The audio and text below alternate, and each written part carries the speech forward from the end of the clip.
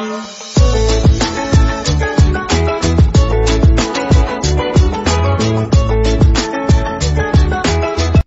The lord. ప్రభు అయిన యేసుక్రీస్తు వారు ఈరోజు మనకు అందిస్తున్నటువంటి వాగ్దానం లూకా సువార్త 4వ అధ్యాయం 41వ వచనం. వారిలో ప్రతి వాని మీద చేతులుంచి వానిని స్వస్థపరిచాను. యేసు పేతురు అత్తను నయం చేయడం. యేసు సమాజ మందిరాన్ని వదిలి సీమోను ఇంటికి వెళ్ళాడు.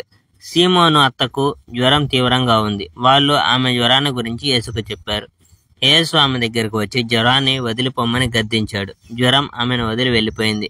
వెంటనే ఆమె లేచి అందరినీ ఆదరించడం మొదలుపెట్టింది. యేసు అనేకులకు నయం చేయడం. సూర్యాస్తమయం అవుతుండగా ప్రజలు రకరకాల రోగాలున్న వాళ్ళను ఆయన దగ్గర తీసుకువచ్చారు.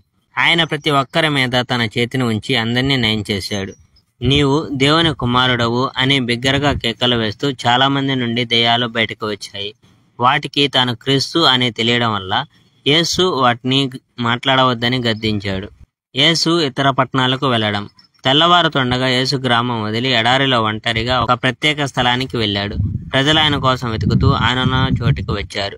ఆయన తమను మళ్ళీ వదిలి వెళ్లకుండా చేయాలని ప్రయత్నించారు. కానీ యేసు దేవుని రాజ్యం యొక్క సువార్త నేను ఇతర పట్టణాల్లో కూడా ప్రకటించాలి. దేవుడు నన్ను అందుకే పంపాడు అని అన్నాడు. ఆయన యూదయ ప్రాంతాల్లోని సమాజ మందిరాల్లో బోధించాడు. Praise the Lord. May God bless our India.